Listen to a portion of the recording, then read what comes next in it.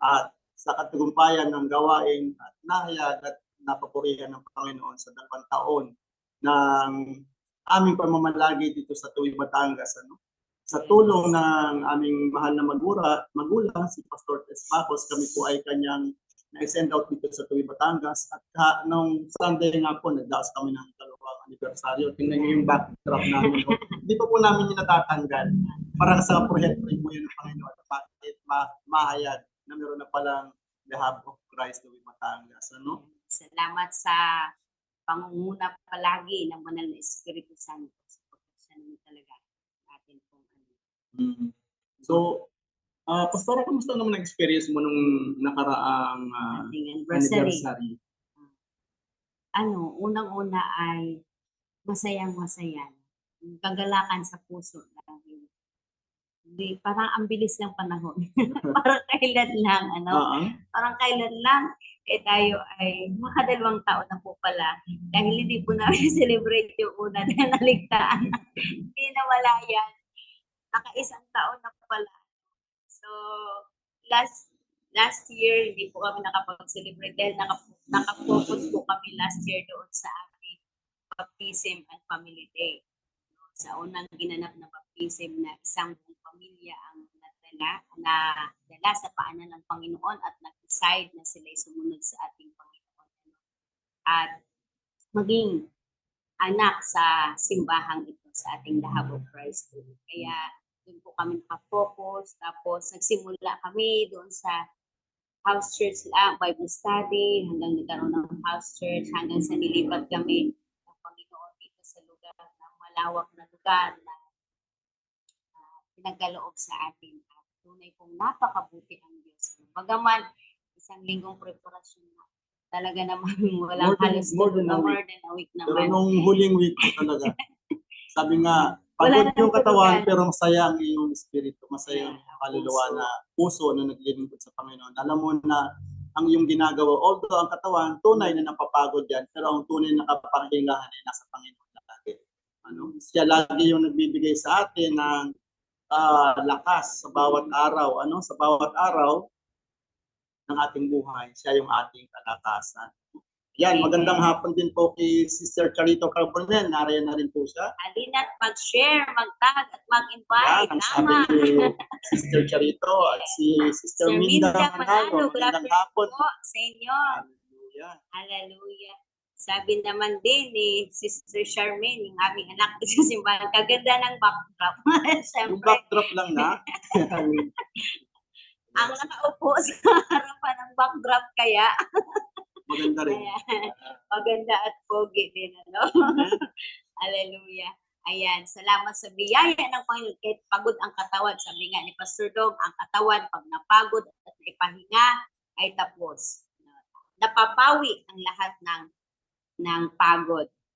Ang mahalaga ang ating pong puso at ang ating puso nagagalak dahil tayo ay naglilingkod sa ating Diyos ng buhay. Salamat sa 2 taon na kabutihan at katapatan. Kaman din naman namin kayo na-invite lahat, pero lahat po tayo ay kabahagi sa tagumpay ng ating simbahan dahil lahat po tayo ay nananalangin.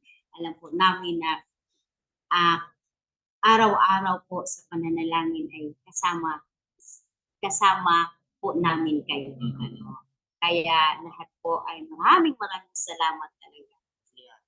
At sa darating na pala na Sabado, may gaganapin. Yan, sa darating na Sabado po sa mga kababaihan, saan man kayo naroroon, salamat sa Panginoon. Sa darating na Sabado ay magkakaroon tayo ng pagsasama-samang mga kababaihan. Kaya go, go, go mga kababaihan. This is our time. Tayo magsama-sama, magsaya sa presensya ng Panginoon at sa presensya ng bawat isa na dadako sa lugar na iyon na atin pong gaganapin sa The Hub of Christ. Paranaque. Ayan po, sa darating na po yung Sabado, huwag niyo po kalilimutan, tayo po ay sama-samang muli. Kaya po, yan, sabi nga kanina, mag-register na, magsabi na kung ano daw po ano po dun sa chat, kung anong ating gustong kainin, Parang Dalawang parang pinagpipilian. Ang naiingit ako. adobo at ayan. Ano Gusto nga ko ba na yung rin isa? sumama. Manok, basta manok yung isa. Yan. Pagpipilian, asado. Parang Chicken, nakaka-excite din asado yung at humba. hindi lang yung pagkain, pati yung pagkain Ang higit sa spiritual. lahat dyan ay yung ating pagkain spiritual. Paano i-empower ng Panginoon ang bawat kababayan. Hallelujah. Kaya ang lahat ng mga participants, ang atin daw pong susuotin ay makulay na mga damit, no? Masayang kulay na Floral. floral. Ayan. Ayan. Kaya naman, ano? At magsaya tayo sa araw na ito. Amen. So, Hallelujah. after nyan, mahal, kamustahin ko lang sa'yo yung ating buhay paglilingkod. Yan. Ayan, matagal-tagal yan. Ilang taon na ba tayo ng pastor? 2 taon. Dalawa pa lang naman. Dalawa kasi, ano, na-ordain tayo noong February 6, 2022. Bali magti-3 years. Yan, 2022, no? So, 2022, tapos nag-start agad doon yung dito sa Tuwi ng mga Bible studies at hanggang nga ganito na. We are 2 years na rin. 24.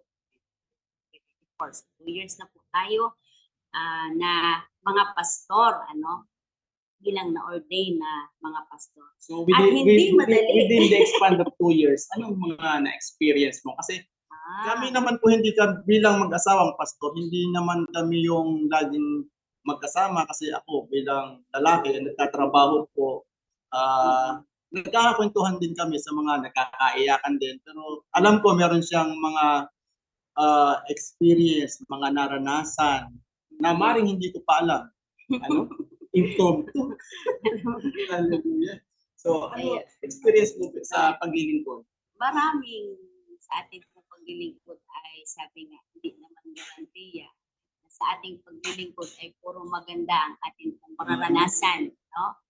Sa ating paglilingkod, may mga rejections, may mga circumstances, lahat ng pwedeng gawin ng mga hindrances ng kaaway ay pwedeng mararanasan natin. Tulad ng sabi ni Pastor Dong sa ating leadership last Monday.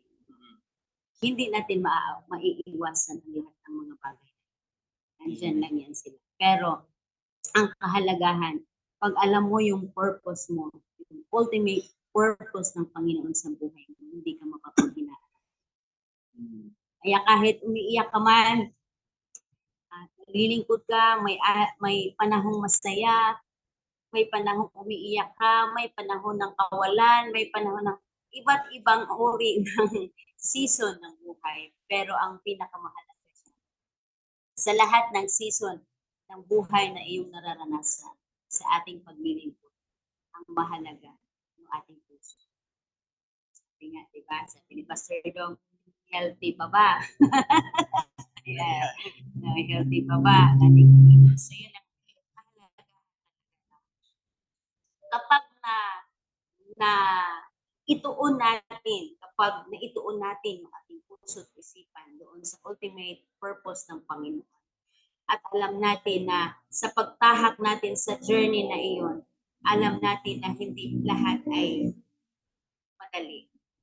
At kahit na ano pa man ang iyong mararanasan, pag alam mo kung sino at kilala mo, kung sino ang Diyos na pinaglilingkuran, hindi ka mawawala. Kaya sa nararanasan natin, so, ano yung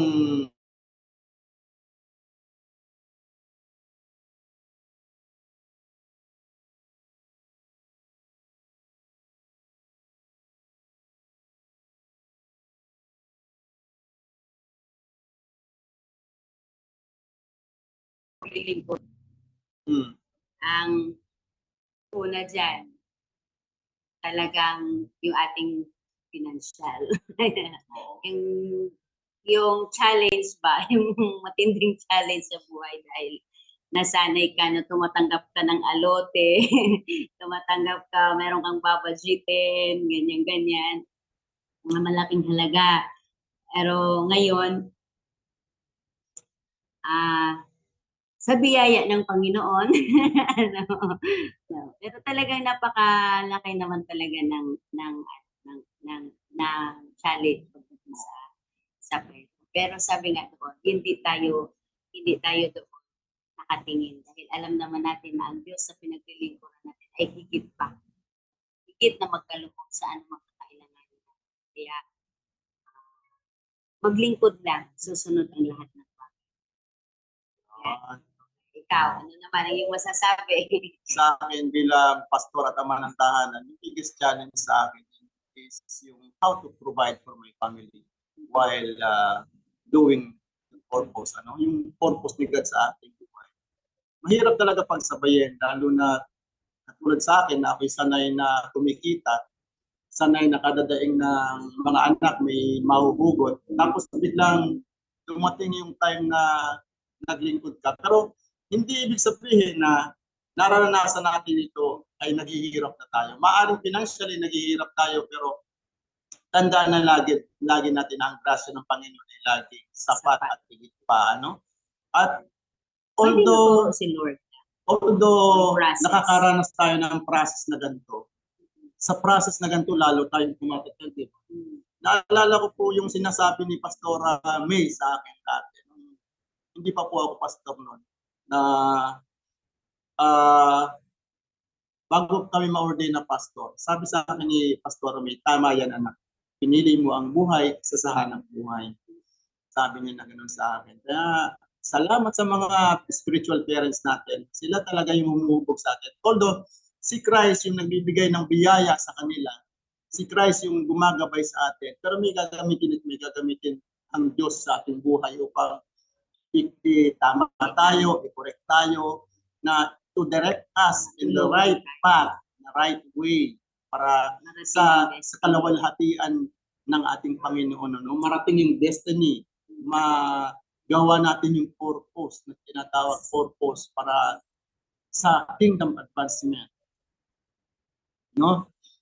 Yan. So, mahal, anong yung nitong mga nakaraang buwan sa ating buhay, feel mo rin ba yung presence ni God sa ating mga pinagdaraanan, sa mga shaking na ating naranasan? Siyempre naman. Kasi pag yun na ang nawala, wala ka na. Pag ang presensya ng Diyos nawala, wala na. Madiskaril ka na. Kaya salamat sa biyaya ng Panginoon. Salamat sa presensya ng Diyos na laging nasa atin. Dahil sa pamamagitan nito, nakaka-survive tayo. Itinatawid tayo ng Panginoon. Talagang laging ang ating tuon, ng ating isipan ay doon sa Diyos na kayang gumawa ng himala sa bawat sitwasyon ng ating. Yun talaga ang paglilingkod. Ang paglilingkod ay hindi ka umaasa sa kung ano ang iyong nakikita. Hindi ikaw ay umaasa sa Diyos na nakakakita ng lahat ng ating mga pangangailangan. Kaya yan, isang magandang hapon po sa atin pong magiting. Yan, isang magiting na gwapong pastor. Pastor Walter Faustino, magandang hapon po, Pastor. Ang dami po niyang tinag.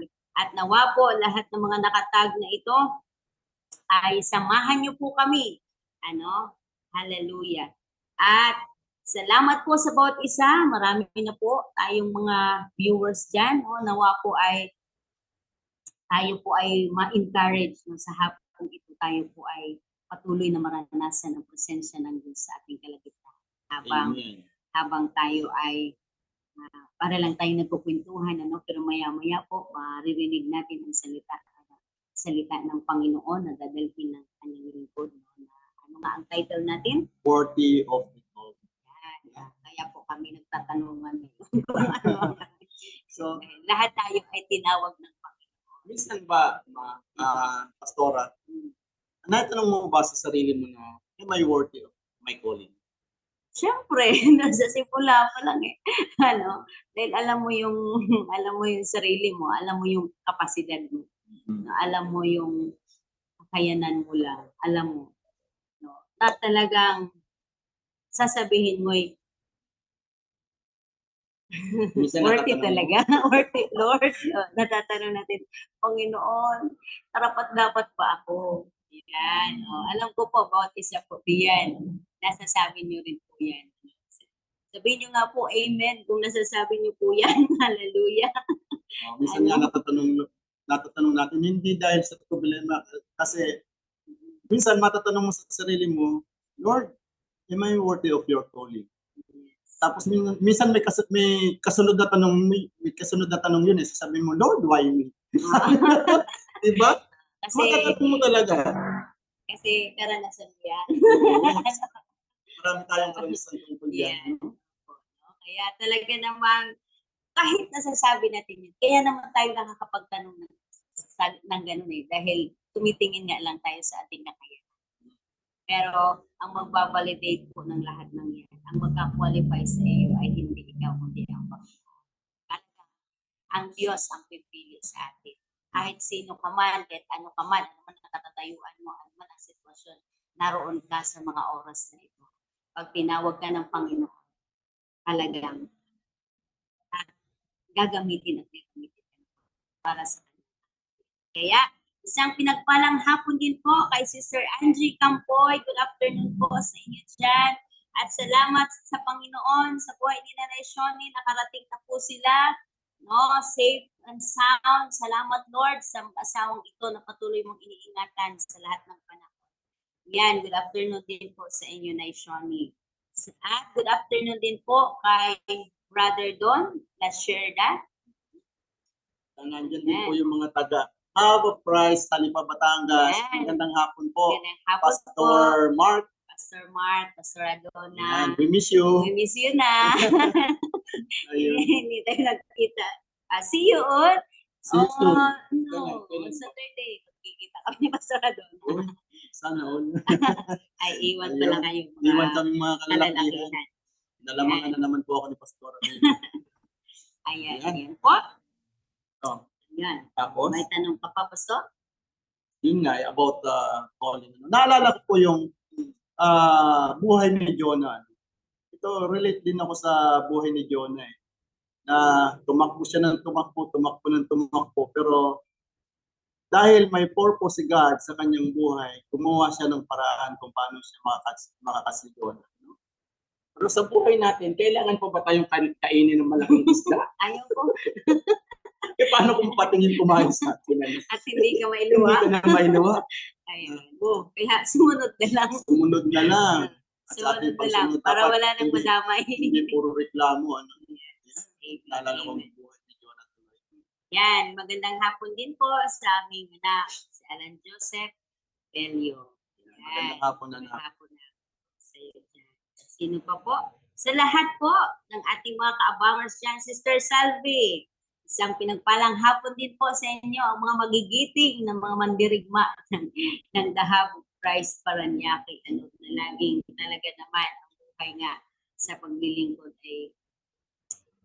ay talaga namang ibinigay na ang buhay at panahon para sa paglilingkod sa ating Panginoon. Sa ating pong kapatid na Sister Carol Astor, isang mapagpalang hapon din po sa inyo dyan. Yan. Okay? So, ngayon po, tayo muna ay dadako sa hindi naman kaigsian na Word of God. Ano? Ayan. Ito po yung matatagpuan natin sa Matthew 4:19. Actually, dalawang tao po itong nakita ko na minsan natanong ko, parang sa buhay din natin, are they worthy of the calling? Bakit sila tinawag ng Panginoon? Sa buhay ni Peter at saka ni Matthew. Ano? Tingnan po natin yung sa Matthew 4:19. Ito po ay ito rin po yung verse na binigay sa akin ni God nung ako'y nasa barko na doon po ako kinabahan. Ano po, nung time na ako po ay nag-worship sa Panginoon, ako po ay nag-meditate sa kanyang word. Tapos nung binigay niya to sa akin, naalala ko to, I was in Africa at that time. Maybe it's 2009 or 2010. Hindi po ako magaling sa pag-remember ng alala ng mga petsa, ano, ng mga taon. Pero ito po yung binigay niya sa akin. Sabi niya sa Matthew 4:19, sabi po niya dito ay, Sinabi ni Jesus sa kanila, sumunod kayo sa akin at gagawin ko yung mga mangingisda ng tao.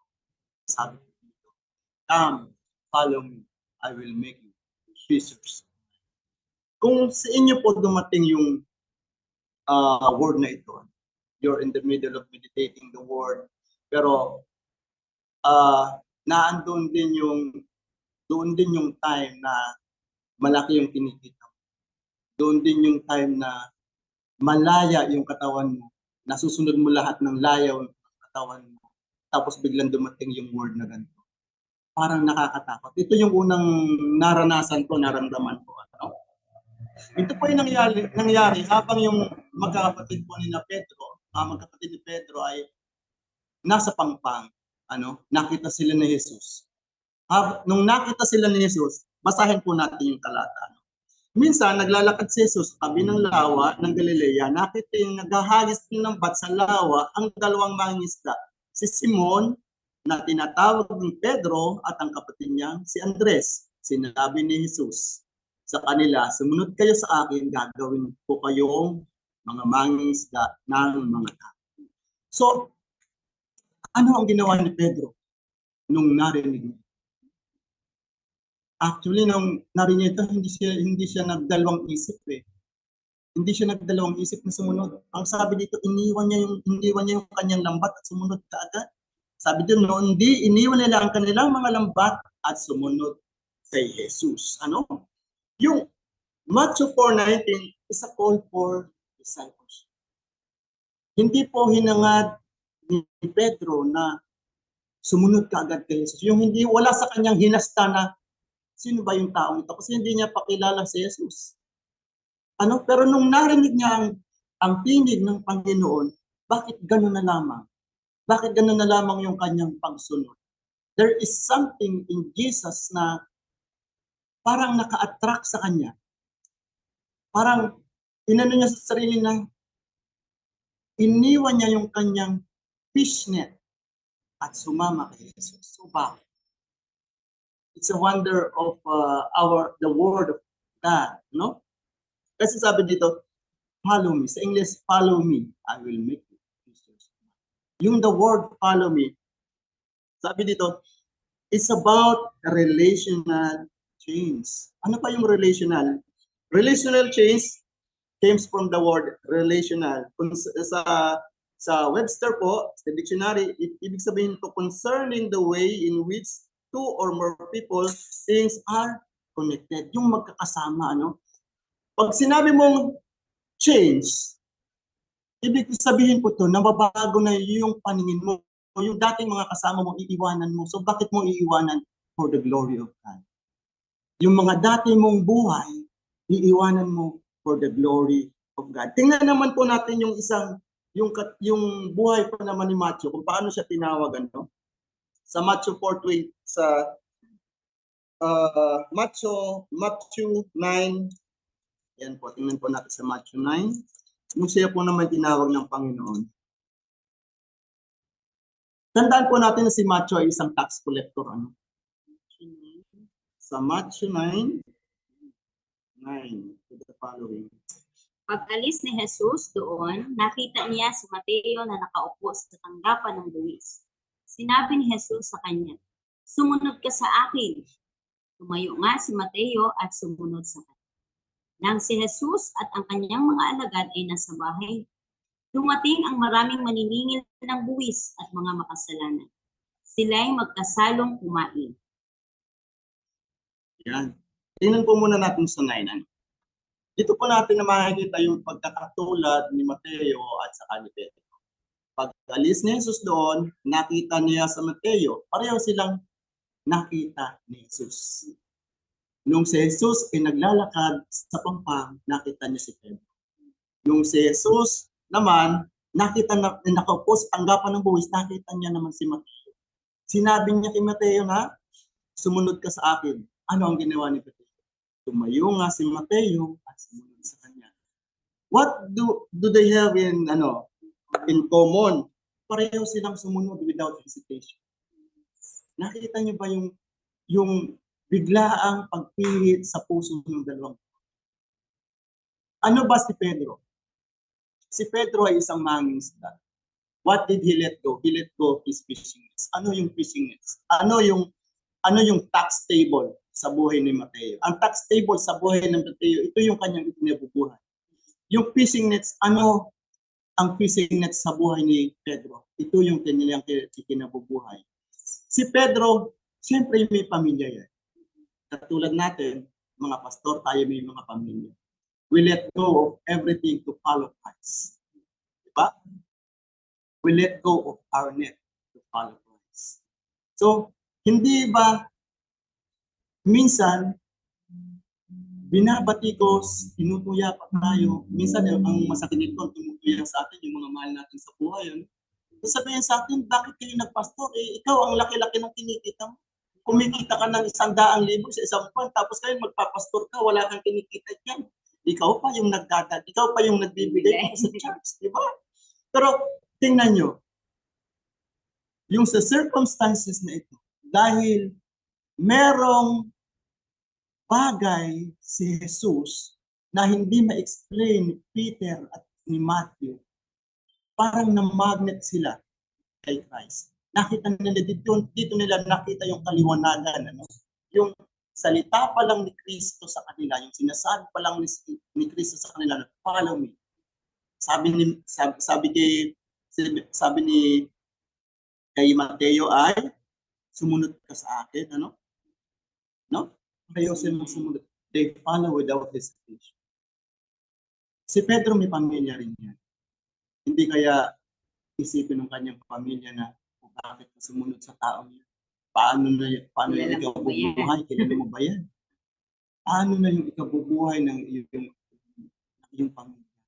Paano sila masusustentuhan? After nila mag-follow kay Jesus, sumunod kay Christ. Nakinig lang na nakinig. Ito po yung importance na yung puso mo ay nakatuon kay Christ. Ito po yung importance na yung isip mo nakatuon kay Christ.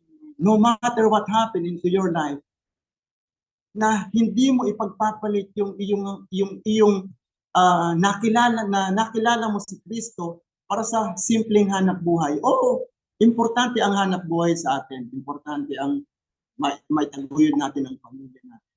Pero tingnan natin na maging sample si Pedro at si Mateo na nung tinawag sila ng Panginoon, hindi sila nag-atubili.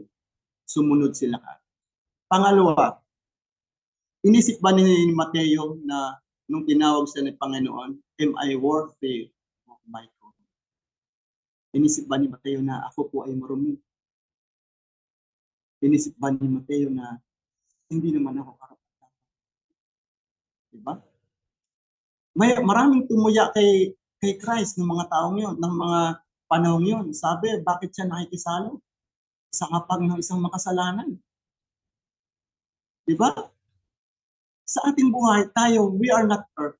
Habang tayo ay nabubuhay, tayo ay nagkakasala.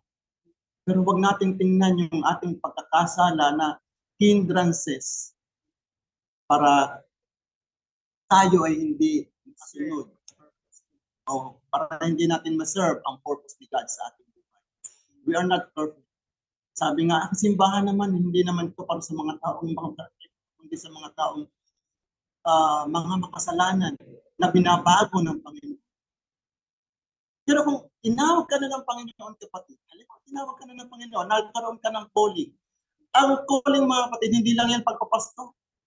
No? Maraming klaseng pagkatawag. Maraming ikaw maging guro, maging ikaw tintang financer, no? At marami pang ito. Kapag tinawag ka na ng Panginoon, alam mo na makasalanan ka. Kailangan matune din yung puso. Katulad nung narinig nila ang tinig ng Panginoon, na-turn ang puso nila at tiningnan nila yung kaliwalhatian ng Panginoon. Sumunod sila sa ating Panginoon Jesus. Hindi sila tumingin sa kanilang kalagayan ng buhay nila. Ako yung isang mangingisda lang. Ano? Hindi nila tumingin na si Mateo ay isang tax collector, na ako yung makasalanan dahil ako isang tax collector. No, hindi nila tiningnan. Tiningnan nila yung purpose. Nakita nila yung purpose kung paano sila maglilingkod sa Panginoon. No? Ayan. Kaya mga kapatid, ito lang po yung aking nakita. No? Na unang-una, kapag tinawag ka, don't hesitate to follow. Sabi nga nung tinawag si Peter, ito yung sinabi ko kanina na nung tinawag si Peter, he let go of his nets. So mga kapatid, ano ba yung nets natin sa buhay? Ano ba yung mga nagdadaan back sa atin para tayo lingkod sa Panginoon? The nets that is holding us back. Ito yung pamilya natin. Financial, minsan pati emotional. So bakit? Sanay ka ng maraming pera, tapos biglang nawalan ka ng trabaho. Na noong marami kang pera, kumikita ka ng malaki, napakadaling maglingkod sa Panginoon, di ba? Kasi wala kang isipin eh. Everything is there. Pwede kang pumunta ng simbahan, pwede kang humayo ng humayo. Pero how about kung nandyan yung net sa buhay mo, kung hinihila ka? Yung naroon yung bigat ng alam mo na meron kang pangangailangan na hindi mo kaya i-provide. Dito papasok yung sarili. Na kapag ang sarili mo na ang nanaig, pinakinggan mo, mahirapan kang sundin ang sinasabi sa iyo ng Panginoon. Minsan, kahit God make you worthy of His calling, but you alone, ikaw sa sarili mo, ikaw na yung nagsasabi na, I am not worthy. Ginawa kang mahalaga ng Panginoon, binigay niya sa iyo ng Panginoon ang kakayahan na maglingkod. Tinawag ka niya upang maglingkod, pero bakit nag-hesitate ka na ikaw ay maglingkod? Diba? So anong reason? Ito yung ating sarili. Hanggang hindi tayo namamatay sa ating sarili, hanggang hindi ka namamatay sa iyong sarili. Ano bang pagkamatay ang sinasabi ni Pastor? Yung sarili mo, yung sa flesh sa laman. Hanggang nabubuhay sa sarili mo yung laman, mahihirapan ka talagang sumunod sa Panginoon, di ba, Pastor? Pag nananaig ang iyong sarili, talagang mahihirapan kang sumunod sa Panginoon. So bakit ko nasasabi? Kasi nagdanas ko rin yan. Pinagdaanan ko rin yan bilang pastor at bilang ama ng tahanan.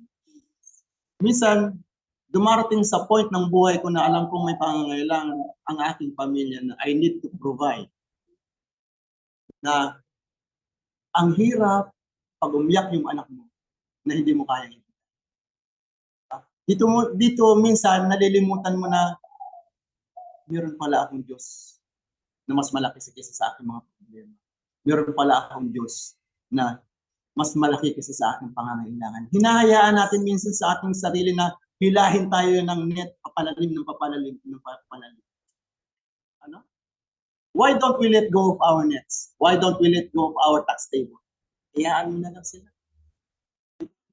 Sabi nga ng Panginoon sa kanyang mga salita, kung yung mga ibon sa parang, hindi niya pinapabayaan kung yung mga damo at mga ibon sa parang, yung mga damo na ngayon ay ang ganda-ganda, bukas ay susunugin.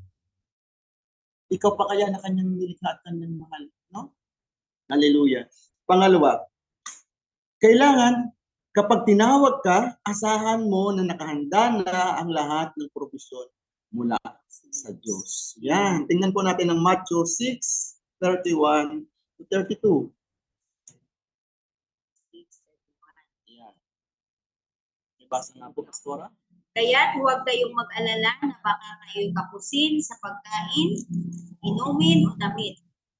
Hindi ba't ang mga hintil ang nababahala tungkol sa mga bagay na ito? Alam na ng inyong Ama na nasa langit na kailangan ninyo ang lahat. Ngunit higit sa lahat ay bigyang halaga ninyo ang kaharian ng Diyos at ang pamumuhay ng ayon sa kanyang kalooban. At ibibigay niya sa inyo ang lahat ng bagay. Yan. So ito yung mahalaga. Kapag naglingkod tayo, kailangan yung mindset natin na we have a great God, we have an able God. Kailangan yung mindset, maging mindset natin. At paano tayo magkakaroon ng mindset na yan? Magkakaroon lang tayo ng mindset na yan kung malalim ang ating relationship. Pero kung tayo nananangin pa rin sa ating mga sarili, hindi natin to magagawa. Ano? Kaya sabi, kaya't huwag kayong mag-alala na baka kayo kapusin sa pagkain, inumin o damit. No? Personal experience ulit. Nung una, every time na mawawalan kami ng bigas, no, I'm not saying this para kaawaan nyo, no? Pero ito isang patotoo. Every time dati na mawawalan kami ng bigas, napapaluha. And one time, birthday ng aking anak. Siyempre, pag birthday, maghahanda ka ng konti. Then, pag sign ni Pastora, sabi niya sa akin, Daddy, wala na tayong bigas. Nakakatuwa. It is yung kung paano gagalaw sa buhay natin si God. Nung una, sa lumang buhay, mga ganong sitwasyon, iiyak na lang kami ni Pastora. Wala na. O kaya, si Pastor lalabas, masada ka agad. Pero on that time, pinasalamatan namin ng Panginoon. Thank you, Lord, may tinuturo ka pa rin sa amin. Ano? On that day, pinasalamatan lang namin ng Panginoon. Hindi pa nagtatagal may dumating sa aming supply. Yung hinahangad namin na pangsaing lang, binigyan kami ng pang-isang buwan. So ito yung sinasabi ng Panginoon, huwag kayong mag-alala na baka kayong kapusin sa pagkain, inumin o damit man. Basic needs. Basic needs lang yan. Lagi nating tandaan na bago tayo maglingkod, bago niya tinawag na maglingkod tayo, alam na niya ang lahat. Don't hesitate to follow Christ. Huwag kang magdalawang isip. Kasi isipin mo na lang kung ang daigdig na ito ay pag-aari niya, di ba? Na tayo yung kanyang nilikha, na kanyang higit na pinahahalagahan. Tingnan natin yung sunod na mga talata. Hindi ba't ang mga hintil ang nababahala sa mga bagay na ito? Alam na ng inyong Ama na nasa langit ang kailangan ninyo ang lahat. Napakasarap isipin na minsan hindi man natin naiisip, nalilimutan natin na meron tayong great God. Pero yung sa verse na ito sabi, alam na ng inyong Ama na nasa langit ang kailangan. Hindi ka pa nagsasalita, hindi ka pa nagpipray, alam na ni God ang kailangan natin. So what do we need to do? Anong kailangan natin gawin? Follow lang. Kailangan lang natin mas paigtingin pa natin yung ating faith kay God.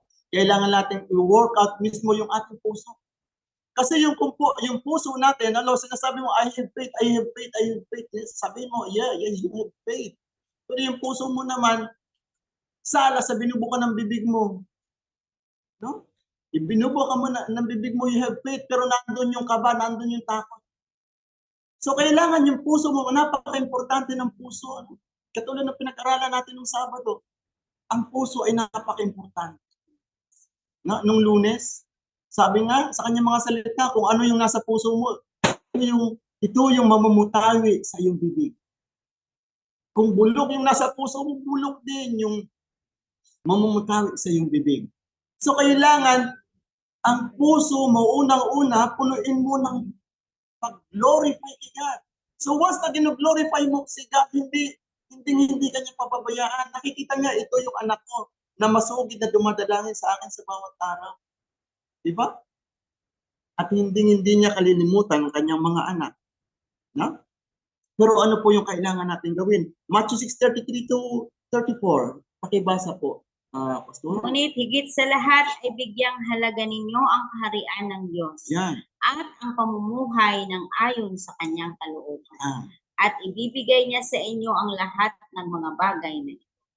Kaya nga, huwag ninyong alalahanin ang bukas sapagkat ang bukas ang mag-aalala sa sarili niya. Sapat na ang inyong mga suliranin sa bawat araw. Yan. Sa bawat araw. Yan. Kaya kung tayo maglilingkod, kapag tinawag ka, kailangan ng mindset mo, nakahanda na. Handa yung mindset mo na, Lord, you will provide everything that we will need. No? Kasi sabi ng kanyang mga ngunit higit sa lahat, bigyan ng halaga niyo ang kaharian ng Diyos. Seek first the kingdom. Ito lang yung nire-require niya sa atin.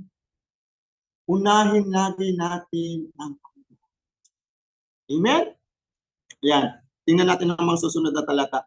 at ang pamumuhay ng naaayon sa kanyang kalooban. So hindi daw po sapat yung sinisik lang natin yung kanyang seek first the kingdom. May kasunod pang mga talata. Mamumuhay tayo ng naaayon sa kanyang kalooban.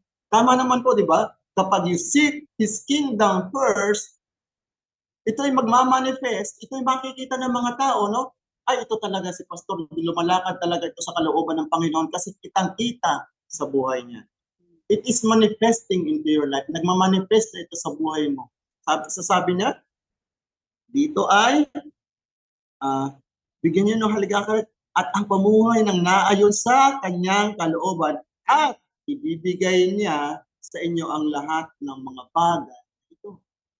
Yan. Bibigay daw lahat. All the provisions that we need. Hindi lang ito yung financial provision na tinatawag. Pag sinabing, minsan kasi tinitingnan lang natin, ibibigay daw ni Lord ang lahat. Ang tingin lang natin dito yung financial. But most important, mga kapatid, yung ating spiritual. Na ibibigay niya sa lahat lahat sa ating provision na ating kakailanganin ng una spiritual. So bakit mas una ang spiritual kaysa dun sa financial? Kasi unang-una, ang ating paglilingkuran ay ang ating Panginoon. Ang ating Panginoon ay Spirit. No?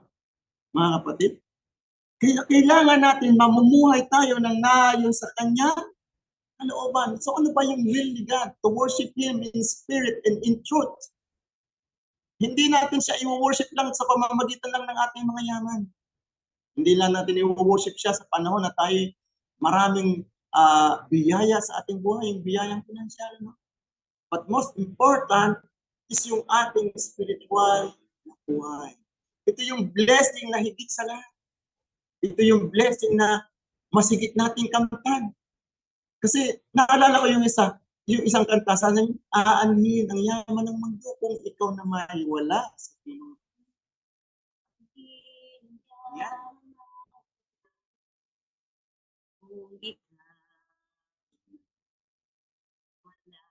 Yan.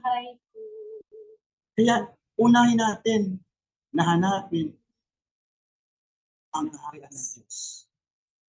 Unahin natin hanapin ang kanyang kalooban. At pag hinanap natin ang kaharian ng Diyos, ipamumuhay natin ang Diyos.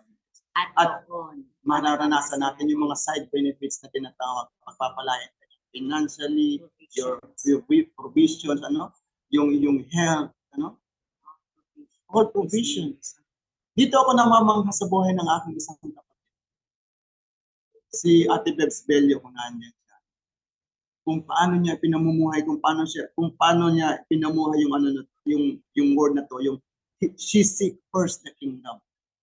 At ang sumunod talaga, pinagpala ang kanyang buhay. Nakita namin kung paano naging mas malusog ang kanyang pangangatawan. sa cancer. Diba? She became a cancer survivor. Katulad sa paglilingkod natin, kaya kapag tinawag ka, asahan mo na naghahanda na ang lahat ng provision mula sa Diyos. Tandaan po natin, everything that we need ay naandyan na. All we need to do is follow. All we need to do is do His will.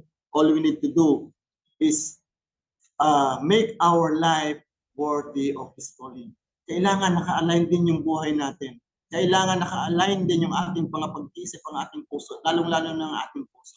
Kasi kung align ang puso mo, align din ang isipan mo, lahat ng lumalabas sa bibig mo is all about that.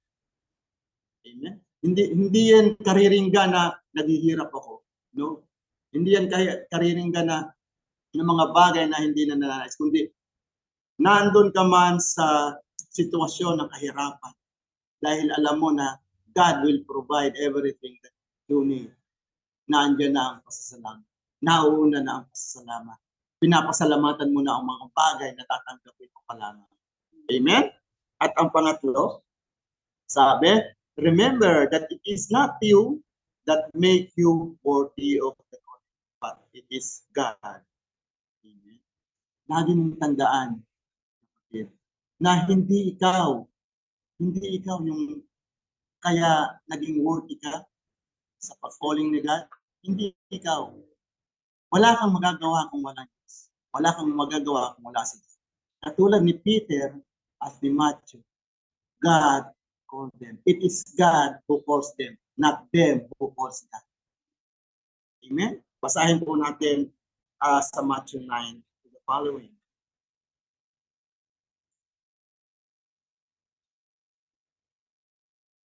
Nine. Pag-alis ni Jesus doon, nakita niya si Matthew na nakaupo sa tanggapan ng buwis. Sinabi ni Jesus sa kanya, "Sumunod ka sa akin." Tumayo nga si Matthew at sumunod sa kanya. Nang si Jesus at ang kanyang mga alagad ay nasa bahay, dumating ang maraming maniningil ng buwis at mga makasalanan. Sila ay magkakasalong kumain. Nang makita ito ng mga Pariseo, tinanong nila ang kanyang mga alagad, "Bakit nakikisalo ang inyong guro sa mga maniningil ng buwis at sa mga makasalanan?" Narinig sila ni Jesus at siya ang sumagot, "Hindi nangangailangan ng manggagamot ang walang sakit, kundi ang may sakit. Humayo kayo at unawain ang kahulugan nito. Habag ang nais ko at hindi handog, sapagkat naparito ako upang tawagin ang mga makasalanan, hindi ang mga matuwid." It is God who make you worthy of the call. It is not you. Hindi ikaw ang maglilinis sa sarili mo. Kundi si God. Sabi dito, hindi nangangailangan ng manggagamot ang walang sakit, kundi ang may sakit. Umayo kayo at unawain ang kaloob nito. Habag ang nais ko at hindi handog, sapagkat naparito ako upang tawagin ang makasalanan at hindi ang matuwid. So, mga kapatid, kung maglilingkod ka sa Panginoon, lagi mong isipin na it is not you, God, but it is God who calls you. Ano man ang sitwasyon mo sa buhay, kung sa sitwasyon na sa buhay, halimbawa, alam mo na ito ay makasalanan, marami kang nagawang kamali. Ito ay hindi hadlang kung ikaw ay maglingkod sa Panginoon. Kapag tinawag ka ng Panginoon, gagawa ang Panginoon ng way para may aawon ka sa anumang sitwasyon na meron sa buhay. Ang church nga po, dito, mas lalo ka mag-draw near sa church, mag-draw near kay God kung may mga nagagawa kang. So bakit? Kung lalayo ka kay God, sasabihin mo na lang na saka na ako maglilingkod kapag hindi na ako sumusa. Saka na ba ako maglilingkod kapag wala na ako. Hindi ka talaga makapaglingkod kapatid. Hindi mo kayang baguhin. Si God ang magbabago sa iyo. Pero kailangan nandun yung willingness mo na sumunod kay God. Tanggalin mo anong pride sa buhay. Kasi kapag ang buhay mo ay punong-puno ng pride, mga kapatid, yung pagtalikod mo kay God, yung pagsabi mo na hindi muna ako, kayabangan yan sa Panginoon. If you feel unworthy of His calling, and then narinig mo yung voice of God na maglingkod, sumunod ka lang. Kasi mas magandang maglingkod, sumunod kay God na dumadaan sa process. Dumadaan sa process papalapit. Huwag kang tatalikod kay God. Pero hindi rin ito isang rason, kapatid, na gamitin mo itong excuse na okay lang na magkasala. May habag naman ako. Oo, God have mercy. Pero huwag natin abusuhin ang mercy ni God. Although, mahal tayo ng Panginoon, huwag natin abusuhin ang pag-ibig ng Panginoon. He gave us free will. Pero minsan, ang mga free will na binibigay nila sa atin, nagagamit natin sa mali. Katulad ng nangyari kina Eva at Adan. God gave them free will. But the free will that God gave them, they do it. They use it. So, sa hapon ito mga kapatid, bago ako magtapos, nais ko lang pong ipatotoo sa akin, sa inyo, ang aking buhay. ito pong mensahe ito ay nabuo dahil ito po yung binigay sa akin ni Lord na imensahe ko sa inyo sa araw na ito. So, ito po yung katanungan ko dati. Sabi nga po ni Pastora May, madaling i-confess yung mga kasalanan mo nung ikaw ay hindi pa Kristiyan. Madaling i-confess yung kasalanan mo nung ikaw ay pa Kristiyan at hindi pa nakakilala sa Panginoon. Pero paano yung mga kasalanan mo nung ikaw ay nakakilala sa Panginoon? It's hard to confess. No? Diba? Kaya po nabuo yung message niya, am I worthy of my God? Minsan po naitanong ko rin ito, bago kami po mag-asawa, nagkatingin na lang kami no, tinawagan kami, you will be ordained as pastors. I look at her and she looked at me and she says, and I tell her na, we are not worthy. Pero mali pala yung mindset. Kaya sabi nga sa kanyang mga salita, naparito siya. Hindi para sa mga malilinis na, para doon sa mga mistik. Noong panahon ng pandemic, bago dumating yung pandemic, kumikita ako na malaki, sobra. Na-provide ko yung pangangailangan nila. Sa buhay ko na yon na alam ko na meron akong calling kasi nagsalita niya sa akin nung when I was on board. Nung sinabi niya sa akin yung word na ito na sabi niya, follow me, I will make you fishers of men. Sa loob ng 10 years na pagtakbo ko sa Panginoon, dumating yung time na kinuha niya lahat. May strength, may job. Yung mga nets na humihila sa akin, mga bagay na humigit na pinapahalaga sa akin. Isang araw, tinanong ng aking mga anak sa akin. Sabi niya, Daddy, we are in the middle of a dinner table. Sabi niya sa akin ng anak ko, Daddy, kailan ka susunod kay God? Kapag pati kami tinanggal sa iyo. It makes me realize na lahat ng bagay na pinapahalaga ko na mas importante sa Panginoon, tinanggal. At nung time na yon, yan, yung importante sa akin, tinanggal. Lahat ng bagay na tinahal mo ng gusto. Yan, tinanggal ng Panginoon. So mga kapatid, huwag na nating hintayin na bago tayo sumunod, tanggalin na niya lahat ng mga bagay na nag-hold, nagiging dahilan para paglingkuran. Yan. Anong sinabi mo? Kasi kumakain po kami. Lagi namin siyang remind lahat kailan ka magpamagilingkod sa Panginoon. Lagi niyang, basta, paano ko kayo bubuhayin? Lagi yan ang kanyang sinasabi. Paano kayo pamilya? Sabi naman namin ng kanyang mga anak. Paano kung pati kami kukunin ng Panginoon sa iyo? Dahil kami yung nagiging lagi mong dahilan para hindi ka magpapagod sa kanya. So, doon ko siya natakuhan. At yun nga, then dumating yung pandemic. Ito yung pinaka-isa sa madilim na bahagi ng buhay. Yung tipong sanay ka ng maraming pera, sanay ka ng everything you can provide. Kasi pag marami ka, doon ka, minsan lalong lumalayo sa kay God. Ito nga yung marinig kong sinasabi. Paano pag pinagpala ka? Yung blessing mo ba ay mapagpapalapit sa iyo sa Panginoon? O itong blessing na binigay sa iyo ng Panginoon na makapagpapalayo sa iyo? Ito yung nangyari sa aking buhay. Dumating yung pandemic, hindi ako handa para sa pandemic. I'm not ready for the pandemic. Hindi ko kayang i-provide ang pangangailangan ng aking pamilya. Dumating ako doon sa time na aalis ako sa bahay ng alas 5, babalik ako ng mga 1 o'clock in the morning. Alis ng 5 in the morning, babalik 1 in the morning, papahinga ng konti, lalabas.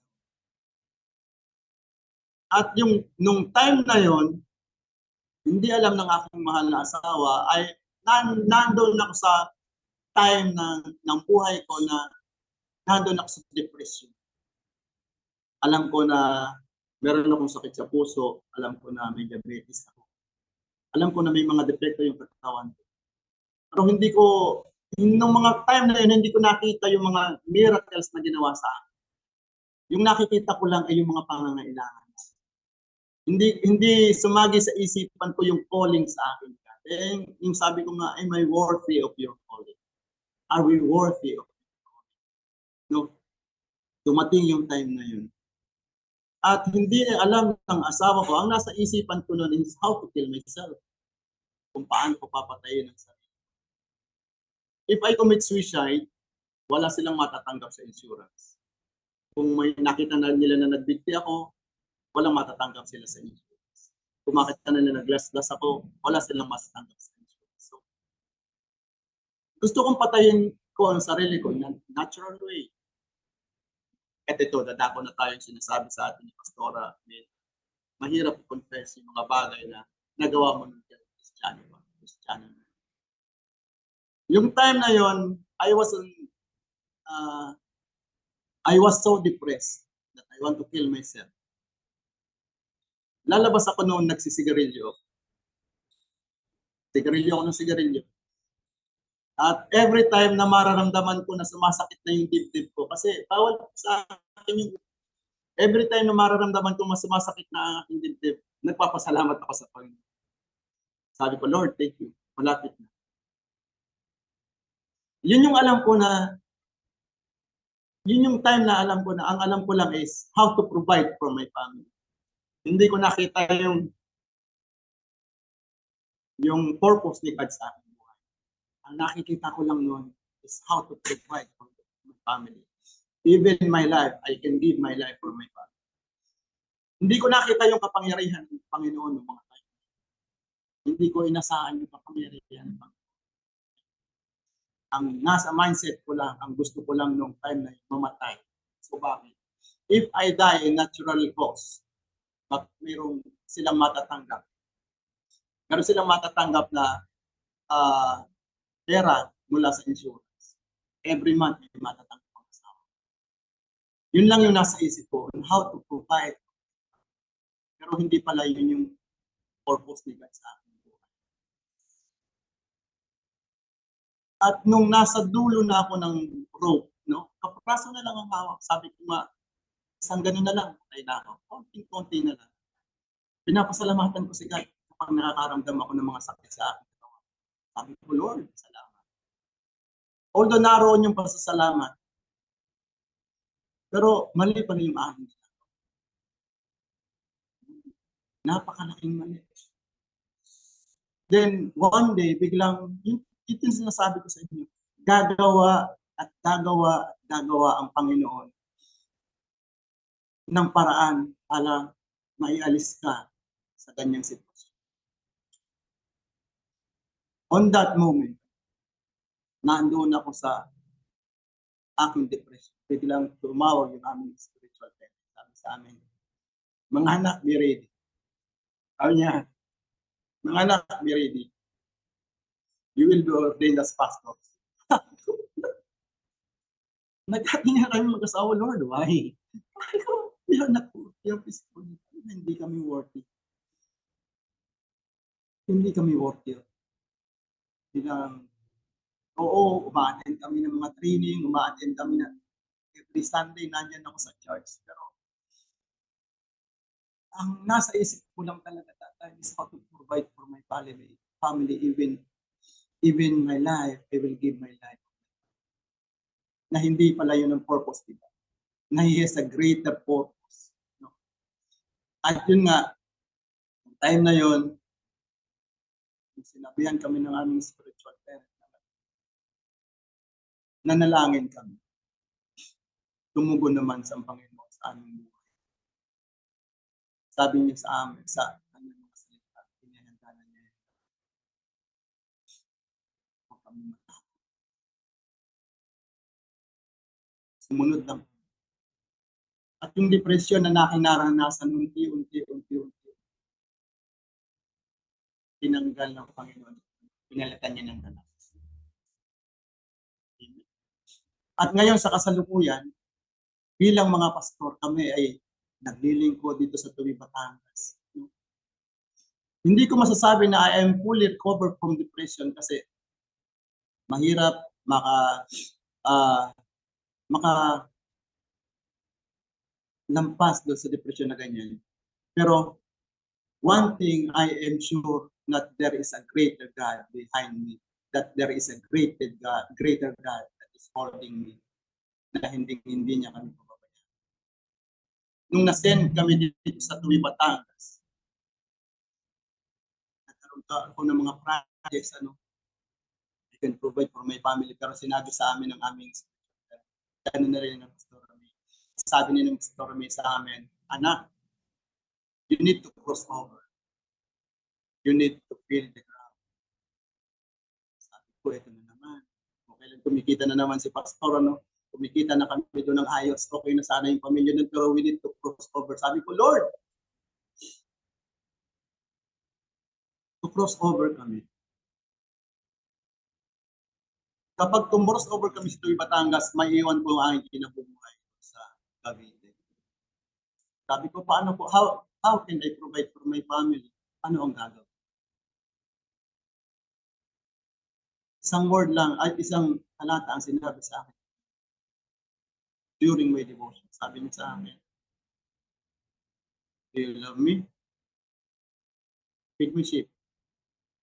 Do you love me? Feed my lambs. Do you love me? Feed my lambs. Sabi ko, Lord, salamat po. I will follow you. Kasi alam ko, provision will follow.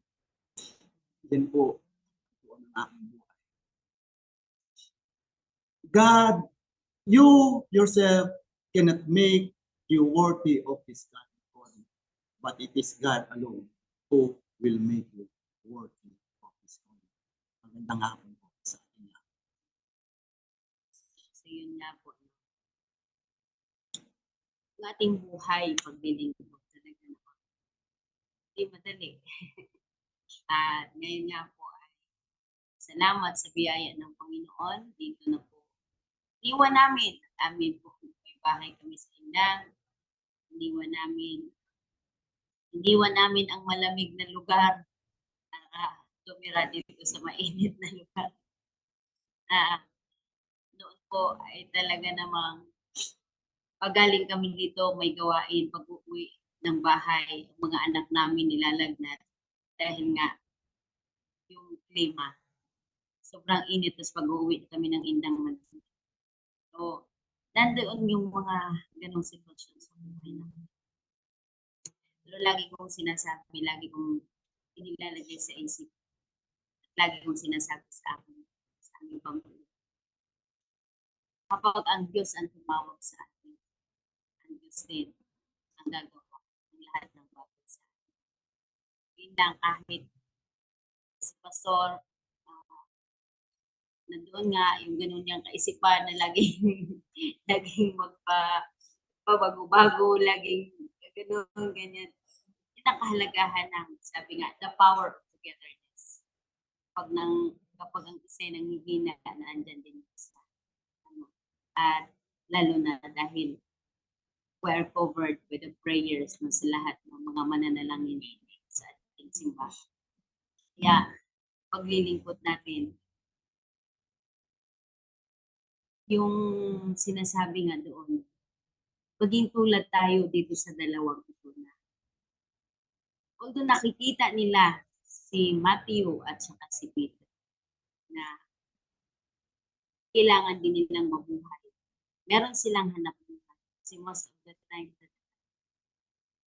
ang tao, kaya nga, di ba, sabi nga doon sa ating binasa, yung mga bagay na yan ang pinagkakabalan ng mga tao. Ay tayo mga pinili na ng Panginoon. Tayo mga mananampalataya. Sila, yun ang pinagpapahalagahan ng mga hindi pa mananampalataya. Pero tayo, How about us? Na tayo, sinasabi na natin na tayo pinili ng Diyos, we are chosen. Pero sometimes, hindi natin nalalakaran pagkapili ng Panginoon sa atin. Now is the time, mga kapatid. Yun po yung panahon para mabuksan natin yung ating puso at isipan. Kapag ang Diyos, sabi nga, diba, lagi nating naririnig, sinasabi ni Pastor, if God orders it, He will pay for it. Kapag ang Diyos ang nagtalaga sa iyo, ang Diyos ang mahal sa iyo. Kaya kailangan i-let go natin mga bagay na laging mahawak sa atin. Yung mga nagiging dahilan para hindi ma-serve yung purpose na gusto ng Panginoon na atin pong lalakarin sa atin. At malimit katulad ng aming patutuo. Unang-una, pamilya. Talaga. Trabaho, mga mahal sa buhay, lahat na kung anong mga pinahahalagahan natin. Yung pinahahalagahan mo sa buhay mo ng higit sa Panginoon. Yun yung mga dinidiyos natin. Kasi lahat ng bagay na ipinagpapalit natin sa Panginoon, yun ay Diyos-Diyosan din natin. So, yung sarili natin, malimit ginagawa natin Diyos. Kaya dito din po tayo talaga. Dito tayo nadadaan. Minsan akala natin tama pa yung kaisipan natin. Sa ating perspective to, oo, tama naman, maghanap buhay kasi habang tayo narito tayo sa lupa, kumakain. Pero ano ba ang tamang kaisipan? Ano sa perspective ng Panginoon, paano natin itutuloy? Kaya napakahalaga po na malalaman ng bawat isa sa atin, matindigan ng bawat isa sa atin, lakaran ng bawat isa sa atin. Sabi nga ng Panginoon, tinawag ko kayo upang paglingkuran. Hindi kayo ang tumawag sa akin, ako ang tumawag. Ako ang pumili sa inyo. So sa isipin po natin sa napakaraming tao sa mundo. Piliin ka ng Panginoon. Ganun ka kahalaga sa harapan ng Panginoon. Kaya dapat nating tandaan pag ang Diyos ang pumili sa atin. Hindi ito kalitihan. Serving the Lord is our breakthrough. Amen po mga kapatid. Yan napakahalaga. Pinakaano talaga. Kilalanin mong higit. Kilalanin mo ng lubusan kung sino at ano ang Diyos na iyong pinaglilingkuran. At pag kilala mo ang Diyos na pinaglilingkuran mo, at kung alam mo at kung sino ang pinaglilingkuran mo at ang kakayanan niya, masasabi mo, maglilingkod na. Dahil kung hindi natin kilala ang Diyos na ating pinaglilingkuran, doon talaga papasok sa atin yung ating sarili. Dahil tayo bilang mga tao punong-puno ng sarili. Punong-puno tayo sa sarili. Kasi lagi nating nakikita yung mga bagay na nasa ating harapan. Nakikita natin lagi kung ano yung ating mga. Lagi nating nalilimutan yung hindi natin nakikita na kayang gumawa ng lahat. At yun ay ang ating Panginoon. Malimit ang lagi nating pinupurso yung kakayanan natin. Yung kaya nating gumawa. Yung kaya ko. Hindi natin tinataas yung kaya ng Diyos. Yung kakayanan ng Diyos sa buhay. Kasi sabi nga, tayo bilang tao, tayo'y kapos.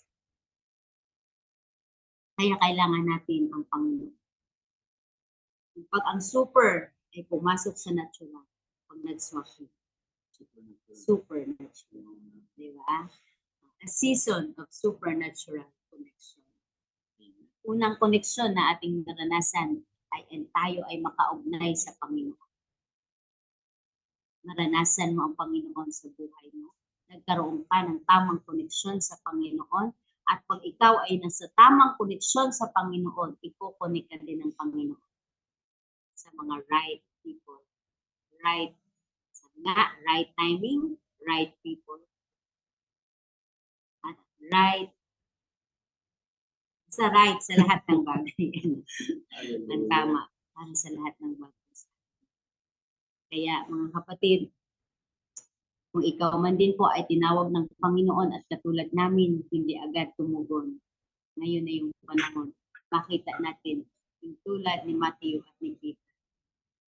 Sa kanilang pagsunod, hindi din po sila. Ganun din tayo. Nakikita po natin kung paano ang ating mga magulang sa simbahan, paano si Pastor Ates, paano si Pastor Dong, si Pastor May, no? Nakikita natin kung paano sila sinasamahan ng Panginoon, paano sila tinutulungan ng Panginoon. Ganun din po. Dahil iisa ang ating Diyos. Kaya dapat hindi po natin pagdudahan yung kakayanan ng Panginoon. Hindi natin pagdudahan yung pagtawag ng Panginoon sa ating mga bilang tayo kanyang mga lingkod. Isa sa atin ay tinawag ng Diyos para maglingkod sa Kanya. Amen po ba mga kapatid? Kaya pinagpalang hapon din sa ating mga kapatid. Ang dami po ako nababasa kanina na mga comments. Sabi nga doon, sabi ni hello po, Sister Imelda Ramos Villanueva, si Sister Emerald Tamayo, sabi nga niya kanina, subok na subok nila talaga ang Panginoon sa buhay nila. Hindi pa nga ibinubukan na iyong bibig. Hindi mo pa hinihingi, ibinibigay ng Panginoon. Yun, sabi niya kanina yun sa comment. Kaya napakahalaga po talaga yung ating tamang relasyon sa Panginoon. Tamang pagkakilala natin sa Panginoon. Dahil ang Diyos na tumawag sa atin ay Diyos may-ari. Siya ang may likha ng langit at lupa. Siya ang higit na makapangyarihan sa lupa. Mula noon, ang Diyos na hindi nagbabago mula noon, ngayon at magpapatuloy. Kaya salamat po sa buhay ng bawat isa sa atin. Salamat sa buhay mo, Imelda Ramos Villanueva, Sister Imelda, Sister, Pastor, ito si Pastor Imelda, Sister Razel Chowa, Sister Maylene Pajarelio, yan, si Sister Emerald Tamayo, Sister Edna Masigla, ayan, ito po ang ating pong, alam niyo po ba, itong ating kapatid na Sister Edna Masigla ay nagmamanifest po yung kanyang apelyido. Na kahit siya dumaranas kasi siya po ay kinikay mo kanyang buhok na nalalagan sa kanyang buhok, pero lalo siya matatagpuan sa simbahan. Kasi yung inaasahan niya si God lagi. Sabi nga sa 5, sa Matthew 5:3, pinagpala ang mga taong walang inaasahan kundi ang Diyos. Sapagkat kabilang sila sa kaharian ng langit. Ang ating pag-asa lamang itanin si God. Kaya ito nung nangyari sa aking buhay, nung inalis na niya ang lahat. Wala ka ng iba pa pagtutuunan ng pansin, wala nang iba pang makakaagaw ng pansin, kundi ang paglilingkod nila. And He will provide everything. So sa mga hapong ito, alam ko na may mga nanonood sa atin ngayon na katulad din na napagdaanan ni Pastor, dumadaan din sa panahon ng depression. Just focus on what is God's purpose. Hanapin mo yung purpose nila sa buhay. At lagi mong tandaan, mahal na mahal ka ng Panginoon. At gagalaw si God sa buhay mo. Gagamit siya ng mga tao upang alisin ka sa iyong sitwasyon. Yung depression, nandyan na lang yan. Kumbaga sa panahon natin ngayon, natural na lang ang depression. Maraming nakakaranas niyan. Pero natural man ang depression, pero naandyan pa rin si God. Pray God na ating maaasahan. Sabi nga niya sa kanyang mga salita, hindi kita pababayaan, hindi kita kalilimutan, pababayaan mo. Mahal na mahal tayo. Mahal na mahal ka ng Panginoon. Kaya sa hapong ito mga kapatid, kung nais mo na sumunod sa ating mga doon mong iyong puso, iyong isipan. Sa hapong ito, may dumadaan sa iyong depresyon, may mga pinagdaraanan ka. Let His purpose manifest in your life. Let His love manifest in your life. Sabayan mo ako sa aking panalangin. Lord God, salamat po, Jesus, sa hapon ito, O Lord God. Salamat po, ikay na luwalhati, ikay na itaas ang iyong pangalan, O Lord God. Lord, sa pagkakataon ito, kung may kapatid kami, O Lord God, na nakikinig, nanonood, O Lord God, na may mga pinagdaraanan din sa buhay, O Lord God, na sa kasalukuyan ay nakakapit na lang isa-isa sa dulo ng tali ng kanyang buhay, O Lord God. Lord God, let your love manifest in their life. Lord Jesus, iligtas mo sila. At paramdam mo sa kanila kung paano ka pumilos, O Lord Jesus. Hallelujah. Na ikaw lang ang tangi nilang inaasahan. Sa gitna ng every typhoon, O Lord God, na they will sing, O Lord God, a new song sa kabila ng kanilang mga pinagdaraanan. Iahon mo sila, O Lord Jesus. At patuloy, O Lord God, na sila'y salipin, O Lord God, sa kanilang sitwasyon sa hapon ito.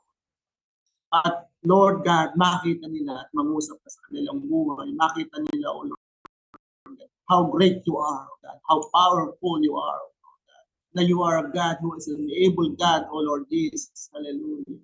Maraming salamat po, Lord Jesus. Hallelujah. Kung paano ka naghimala sa buhay ko at sa buhay naming pamilya, O Lord God. Ganun na rin sa hapong ito, O Lord God, ang aming kapatid na ito, O Lord God, na may mga pinagdaraanan. Maghihimala ka rin sa kanilang buhay, O Lord God. Your love will be manifested in their life. Makikita ng mga tao sa kanilang paligid kung paano mo sila sinagip, O Lord God. Makikita nila ng mga tao sa kanilang paligid kung paano, O Lord God, isinalba mo, O Lord God, ang kanilang buhay sa kanilang kasalukuyang sitwasyon, O Lord God. And they will glorify your name, O Lord God, and they will praise your name, O Lord God. Hallelujah. Maraming salamat po, Lord Jesus. Salamat din po, Lord God, sa mga kapatid namin may iba pang mga pinagdaraanan, mga karamdaman, O Lord God. Maring ito ay kakulangan, O Lord God. Lord Jesus, maraming salamat po, Lord God. You are our God who provides everything that we will need, O Lord Jesus. O God, hallelujah. Salamat po, O Lord. Salamat sa iyong kabutihan. Salamat sa iyong pagpapala, O Lord. Pinagpala mo na nga po ang hapong ito sa pangalan ng iyong anak. Amen. Hapon pong muli, mga kapatid, bago tayo magbaban ng tanda. Paboritong kanta sa paglilingkod. Ayan. Into your arms I am secure, all of my life. Overflowing grace in my heart. Found the strength and hope because of your great love. You never leave me until the very end. Into your arms I am secure, all of my life. Overflowing grace in my heart. Found the strength and hope because of your great love. You never leave me until the very end. And I will give my life to you, to be a vessel of your truth. Let your will be done for me in all of my days. Lord, I will always follow you. Wherever you send me, I will go. An ambassador of your kingdom, Jesus, my Lord. Buhay ko'y alay sa iyo, nakahandang damit kalooban mo ang maghari sa buhay ko. Ikaw lamang susundin kahit saan mo man dalhin. Paglilingkod sa'yo habang buhay, Panginoon. Buhay ko'y alay sa iyo, nakahandang gamitin mo. Kalooban mo ang maghari sa buhay ko. Ikaw lamang ang susundin kahit saan mo man dalhin. Maglilingkod sa'yo habang buhay, Panginoon. Maglilingkod sa'yo habang buhay, Panginoon. Ayan mga kapatid, kaya sama-sama po tayo maglilingkod sa ating Panginoon at lagi po nating tatandaan, it is God who makes us worthy of our calling. Huwag po tayong mawala ng pag-asa, huwag po tayong magdududa sa ating Diyos, sa ating pinaglilingkuran, sapagkat ang Diyos sa ating pinaglilingkuran ay ang Diyos na noon, ngayon, at magpakailanman. Diyos na hindi nagbabago, Diyos na laging tapat, ano naman ang sitwasyon ng inyong. Maaasahan natin ang kalinga, maaasahan natin ang kanyang tulong, at maaasahan natin ang ating Diyos sa lahat ng panahon. Po, pinagpala po tayong lahat. And if God calls you, He will make a way. Amen. Isang pinagpalang hapon po sa ating lahat. God bless everyone. See you po ulit tomorrow sa ating pong GLS, alas 2 ng hapon. Pinagpala po tayong lahat sa pangalan ng Jesus. Amen. Thank you for watching. God bless everyone.